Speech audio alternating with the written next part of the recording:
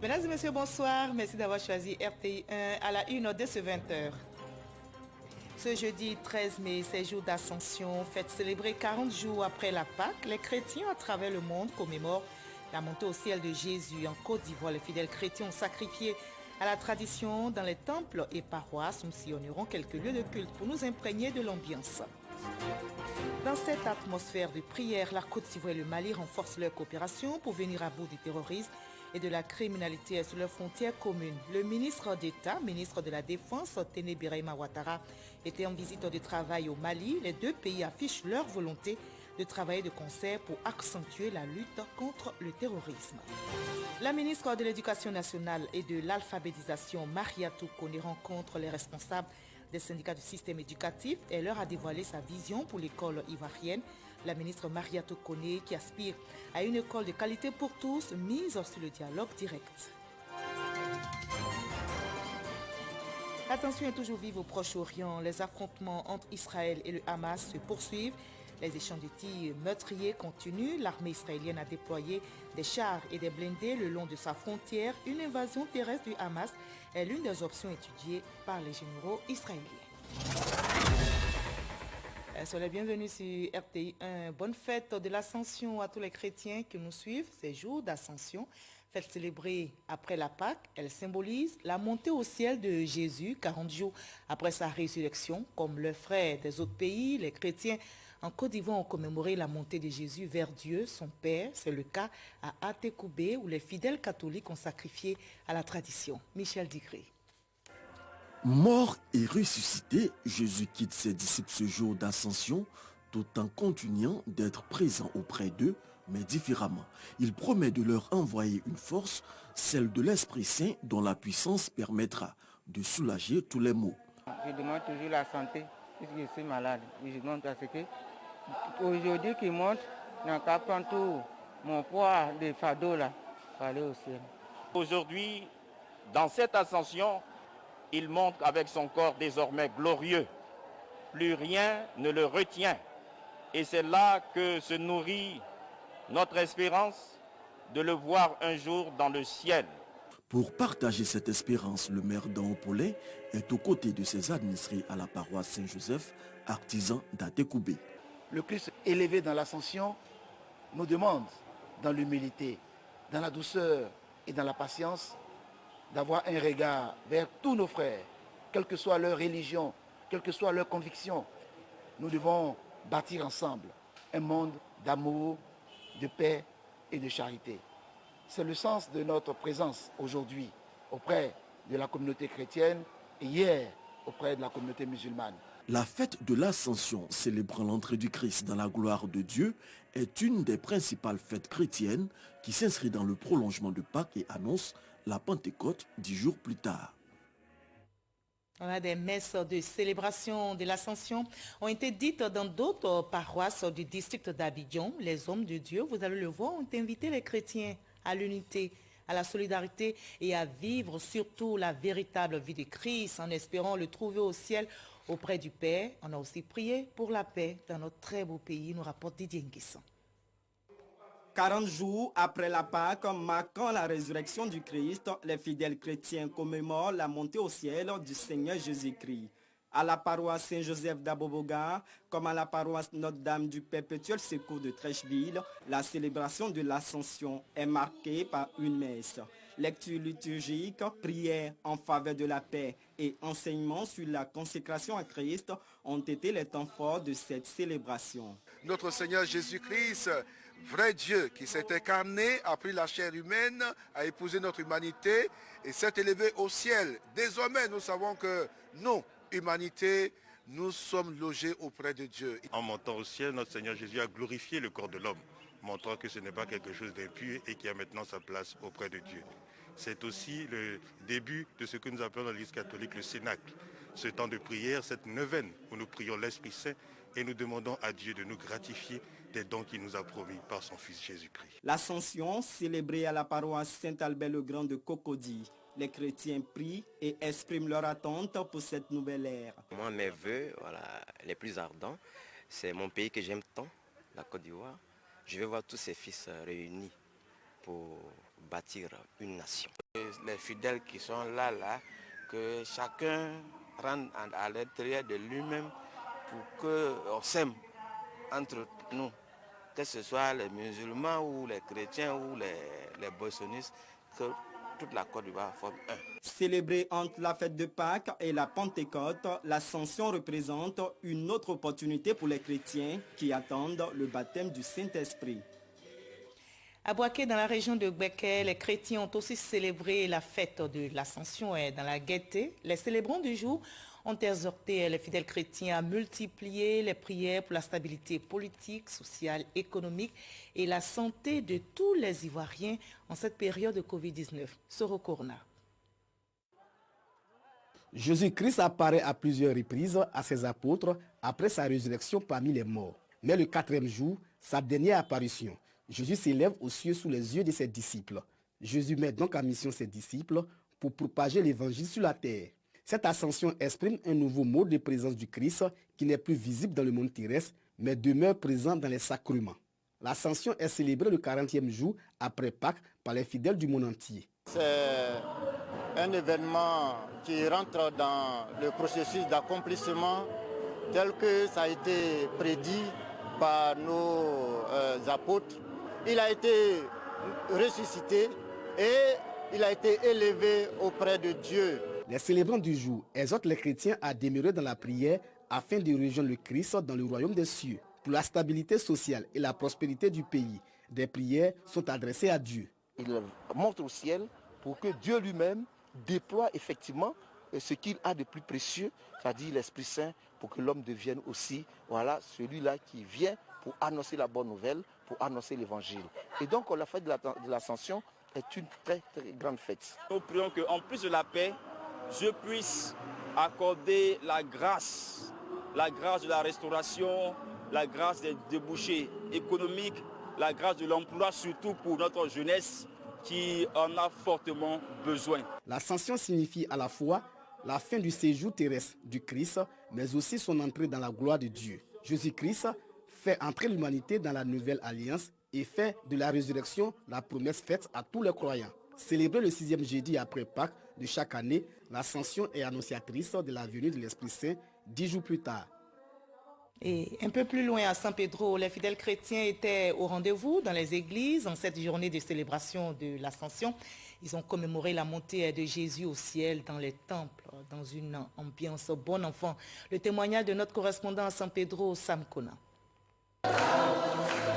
Les fidèles chrétiens catholiques de la paroisse Saint-Paul de la Cité ont célébré ce matin la fête de l'Ascension à travers prières, chants et danses.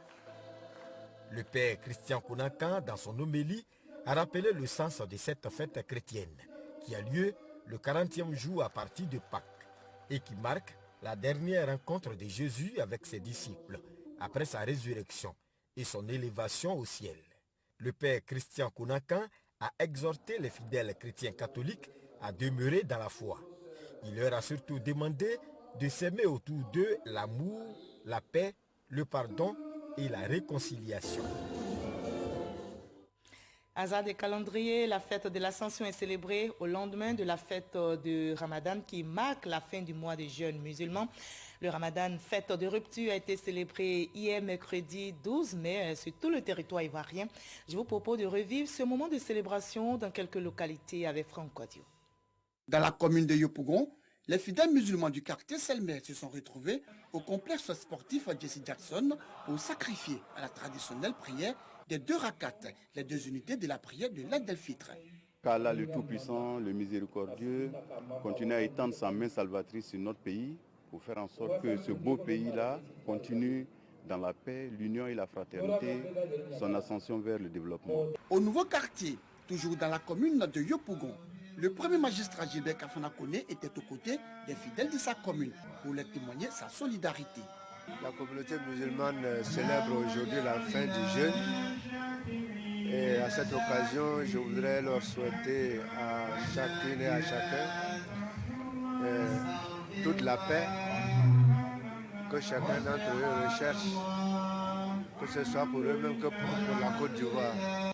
Après un mois de privation, jeûne du mois de Ramadan, Les fidèles musulmans d'Abobo-Avocatier de Pont-Neuf ont pris d'assaut ce mercredi 12 mai l'espace de la mosquée Ibadou Rahman.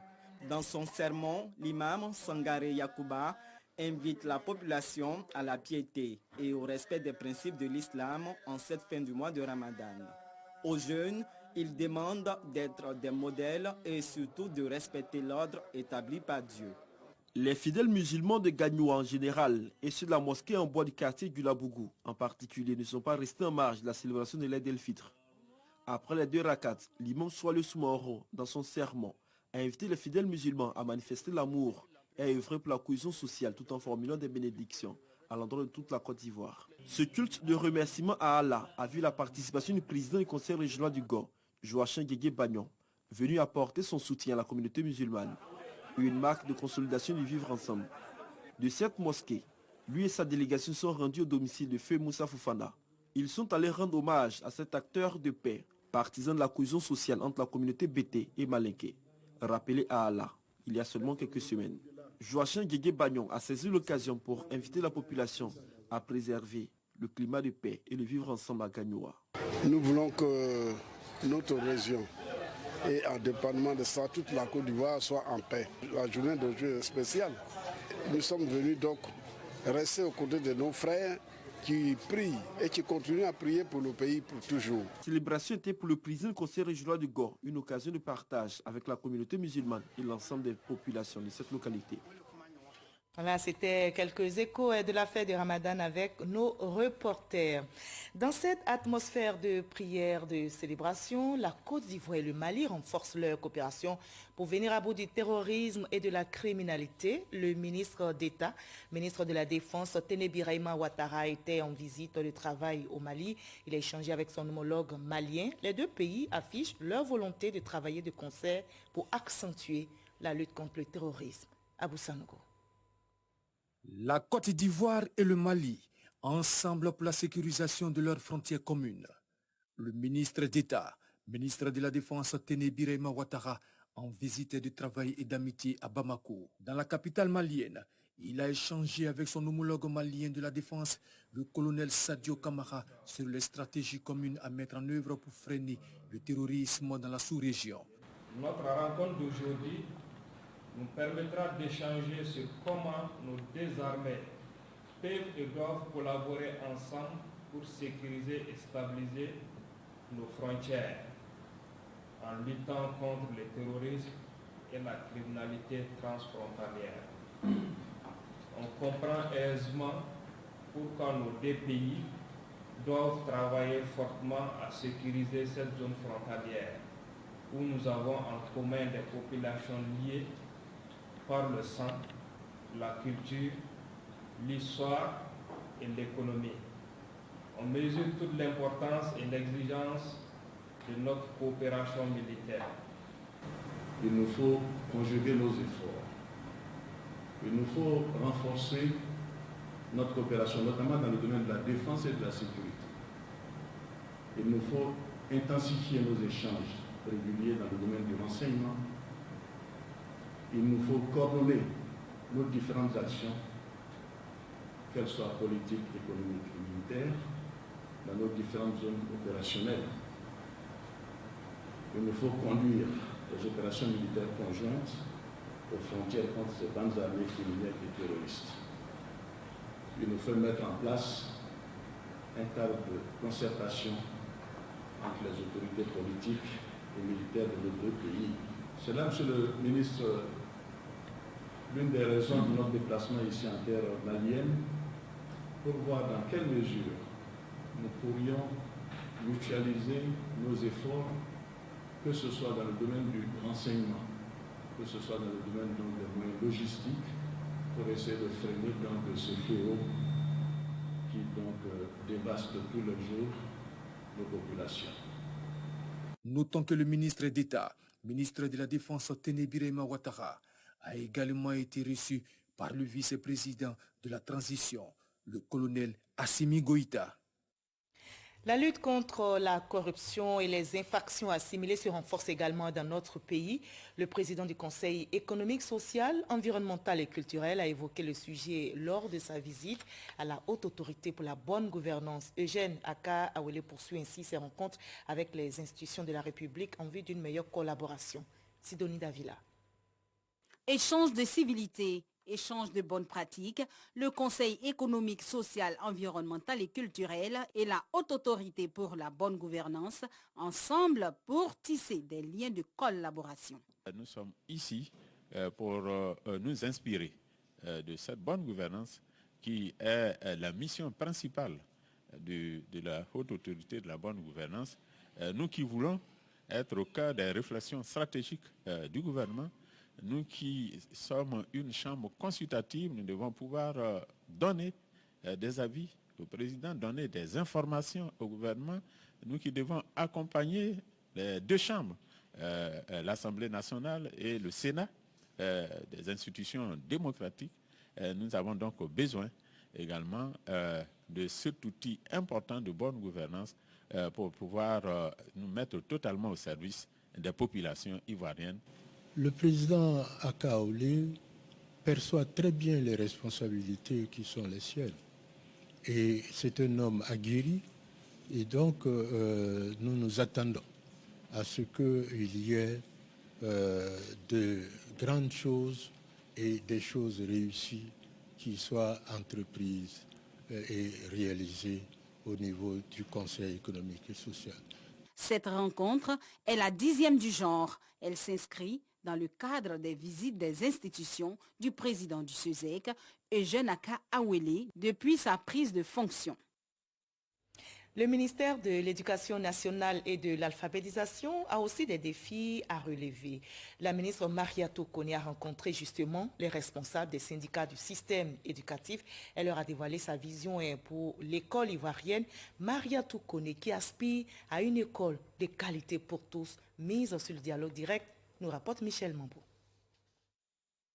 Une rencontre en toute convivialité. Un mois après sa prise de fonction, la nouvelle ministre de l'Éducation nationale et de l'alphabétisation prend langue avec les partenaires sociaux. Face aux quelques 80 formations syndicales présentes, Mariatou Kone décline sa vision, une école nouvelle pour la Côte d'Ivoire, et cela passe impérativement par un dialogue direct. Nous souhaitons une école apaisée. Une école apaisée, ça ne veut pas dire que les syndicats n'ont pas de problème. Mais nous instaurons un dialogue constructif, un dialogue direct, avec un cadre permanent de concertation qui permette de recueillir les avis, les revendications, les problèmes des syndicats, afin qu'ensemble nous puissions trouver des solutions dans la mesure du possible, en tenant compte de nos réalités. Une approche fortement saluée par les défenseurs des droits des enseignants et des apprenants. Ils s'engagent dans la dynamique. Nous avons tous souscrit à cette voie qu'elle a indiquée, mais nous avons souhaité que ce soit un dialogue constructif. Nous avons souhaité aussi que le gouvernement accompagne les leaders syndicaux dans la formation. Nous, au niveau du privé dans son ensemble et particulièrement au niveau du laïc, nous allons l'accompagner parce que nous constatons dans sa démarche et dans son discours que c'est vraiment une forme de dialogue et c'est ce que nous syndicalistes nous demandons pour une meilleure marche de l'école. Consolider les acquis et améliorer l'existant. Pour ce faire, un diagnostic approfondi s'impose. La tutelle annonce donc des états généraux. Les états généraux de l'école. Cela montre combien de fois elle veut impulser une nouvelle dynamique à l'école ivoirienne. Il faut dire que nous sommes satisfaits parce qu'elle trace des sillons pour une école nouvelle. Ces états généraux vont concerner l'ensemble des partenaires. Tous les corps sociaux seront impliqués. On aura également des consultations en ligne pour tenir compte de l'avis de tout le monde afin que cette analyse situationnelle que nous voulons faire puisse servir à la Côte d'Ivoire. Un vaste chantier que celui de l'éducation nationale auquel s'ajoute désormais l'alphabétisation. La ministre Mariatou Kone entend compter sur l'implication de tous les acteurs du secteur pour un pari réussi. Le ministre de l'économie numérique, Adam Roger, décline aussi sa vision sur le terrain. Il a visité les locaux de la nouvelle poste de l'université Félix Houphouët-Boigny de Cocody. Il souhaite une poste moderne qui se rapproche de la jeunesse estudiantine. Éric Goré. Adam Roger, ministre de l'économie numérique, des télécommunications et de l'innovation dans l'enceinte de l'université Félix Houphouët-Boigny de Cocody. Il est là pour voir de plus près les locaux de la Poste. Cette Poste se rapproche davantage des populations ivoiriennes et surtout de la jeunesse, avec la montée en puissance des prestations numériques et digitales. Facilitation pour obtenir des documents administratifs, actes de naissance, certificat de nationalité, casier judiciaire, entre autres. Il y a aussi la livraison des colis à domicile et plusieurs autres produits. Sur le site de l'université, justement, nous avions un bureau de poste à l'époque qui était à Abidjan 22, qui avait été fermé depuis les événements difficiles de la Côte d'Ivoire. Et donc, dans sa réouverture, nous avons pensé qu'il fallait le reconceptualiser et en même temps, donc à partir de ce bureau-là, présenter la nouvelle vision de la Poste, qui est une poste multiservice, multitâche, qui met le digital au cœur de sa politique. Le ministre Adam Roger dit sa satisfaction. Nous sommes venus nous assurer que cette Poste du futur est réellement futuriste. Et ce qu'il faut dire, c'est que j'étais vraiment agréablement surpris par la qualité des travaux qui ont été réalisés, du concept futuriste. Et on pense qu'avec ce bâtiment, un bel édifice qui va nous permettre de développer les activités postales. Cette agence de la Poste de l'université de Cocody sera fonctionnelle 7 jours sur 7. Et on n'oublie pas, ne baissons pas la garde dans la lutte contre la pandémie de Covid-19 qui sévit dans le monde.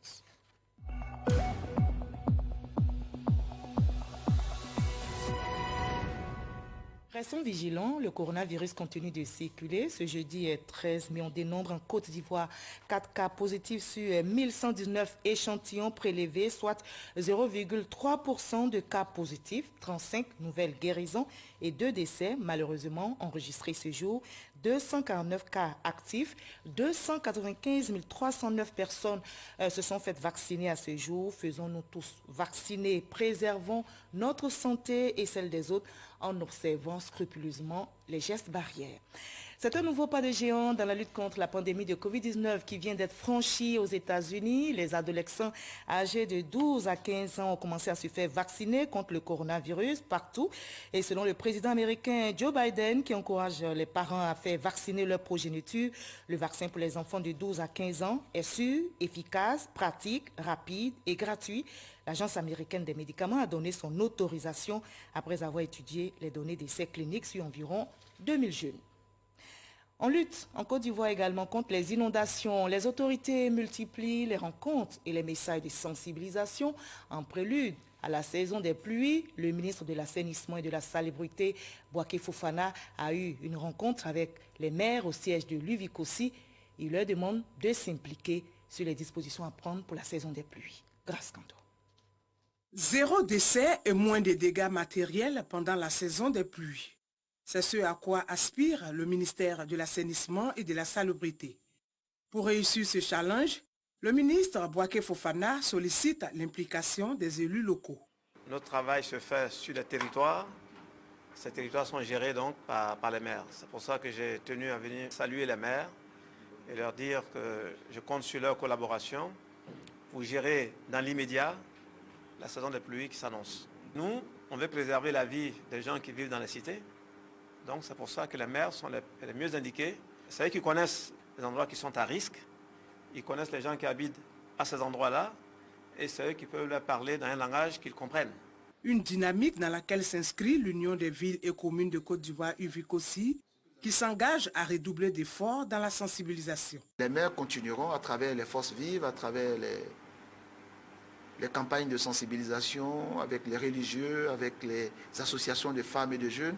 Nous continuerons à parler, à identifier les zones dangereuses. Mais surtout, nous lançons un appel encore à tous nos parents. Quittons les zones dangereuses et nous serons toujours à leur côté en tant que responsables, en tant que maires, pour les accompagner, pour les assister. Mais nous préférons les assister maintenant que d'avoir à les assister quand il y aura une catastrophe. Le ministère de l'Assainissement et de la Salubrité et l'UVICOSI prévoit une rencontre le mardi prochain en vue de mettre en place un plan d'urgence afin de parer à toute éventualité. Le secrétaire d'État chargé des affaires maritimes est aussi actif sur le terrain. Célestin Seredo vient de lancer les travaux d'installation des radars de contrôle, de sauvetage et de surveillance maritime à Assini. Il a aussi fait escale à Adiaké et à Grand Bassam. Mamadou Kwasi pour le reportage. Sur cet espace aménagé dans la zone balnéaire d'Assini, sera installé dans quelques mois l'un des radars des centres de contrôle de sauvetage et de surveillance maritime. En visite d'inspection des lieux, le secrétaire d'État chargé des affaires maritimes a présenté les enjeux de l'implantation d'un tel outil dans cette partie de la Côte d'Ivoire. Ces radars de surveillance maritime de longue portée permettront de couvrir la zone maritime allant de la frontière ivoiro-libérienne à la frontière ivoiro-ghanéenne. Ainsi, la Côte d'Ivoire pourra participer efficacement aux échanges d'informations inter-États, tout comme le Centre de coordination de sauvetage et de recherche maritime. Cette visite du site s'inscrit dans le cadre d'une tournée dans la région du Sud-Komoué. Le secrétaire d'État chargé des affaires maritimes est allé s'imprégner des conditions de travail de ses collaborateurs installés à Assini, Grand Bassam et à Diaké. Dr Seredo Célestin a salué les efforts de ses collaborateurs dans la surveillance des plans d'eau. Les populations ont été exhortées à une bonne collaboration avec les soldats des eaux. Cette visite de terrain a été mise à profit pour lancer les travaux de construction des locaux de l'arrondissement maritime d'Adiaké, puis celui d'Assini. Les agents se sont réjouis des locaux qui sortiront de terre dans quelques mois. L'arrondissement de Grand Bassam bénéficiera également d'une réhabilitation. C'est l'assurance qui a été donnée par le premier responsable des affaires maritimes en lançant lui-même les travaux en compagnie du préfet de Grand Bassam, Nassou Sidibé. Des travaux qui vont offrir un meilleur cadre de travail aux agents. Et vous étiez certainement parmi ces millions de personnes à avoir suivi sur diverses plateformes en ligne le 6e rallye de l'espoir qui a eu lieu ce week-end en Corée du Sud. Cet événement initié par la Fédération pour la paix universelle a eu pour thème Rassemblement de l'espoir pour soutenir la réunification pacifique de la péninsule coréenne. Le récit est signé Dangui Dangui. Des cocktails de couleurs mis en musique avec des cantiques exécutés à la limite de la perfection ont donné un cachet spécial au 6e rallye de l'espoir en ligne qui a eu lieu en Corée du Sud ce week-end. Au-delà des festivités, cet événement signé Fédération pour la paix universelle s'est voulu une plateforme de réflexion sur les nouvelles approches de paix, une question chère à Dr Ak Jahan Moon. J'applaudis les efforts du Dr Ak Jahan Moon et des milliers d'experts qui ont approuvé la proposition de créer Think Tank 2022 dans le but de parvenir à une paix durable dans la péninsule coréenne. Bien menée, la réunification de la péninsule coréenne est réalisable. Nous devons tous travailler ensemble pour atteindre ces objectifs importants. Nous avons constaté de grands progrès avec le président Kim et la Corée du Nord tout au long de notre engagement avec lui. Selon les organisateurs, plusieurs millions de personnes ont suivi l'événement sur de nombreuses plateformes à travers le monde. Un événement marqué par des réflexions sur la réunification pacifique de la péninsule coréenne et le lancement du Think Tank 2022. Un groupe d'experts mondiaux en mission pour ouvrir de nouvelles pistes vers une paix mondiale durable. La Fédération pour la paix universelle veut construire un monde unifié et plus pacifique autour des principes de l'interdépendance, de la prospérité mutuelle et des valeurs universelles. Et la paix, trésor inestimable, est réclamée au Proche-Orient. Les affrontements entre Israël et le Hamas se poursuivent. Les échanges de tirs meurtriers avec le mouvement islamiste palestinien Hamas continuent. L'armée israélienne a déployé ce jeudi des chars et des blindés le long de sa frontière. Une invasion terrestre de l'enclave surpeuplée est l'une des options étudiées par les généraux israéliens en dépit des appels à la désescalade de la communauté internationale et des efforts diplomatiques pour mettre un terme à la spirale de la violence. Des centaines de roquettes ont à nouveau été tirées aujourd'hui vers Israël depuis la bande de Gaza où les frappes de l'armée israélienne ont continué. Fin de ce 20h, merci de nous avoir suivis. Très bonne fête de l'Ascension à tous les chrétiens qui nous regardent à travers le monde. Je vous retrouve avec le même plaisir demain et surtout très bonne reprise à vous. N'oubliez pas, prenez soin de vous.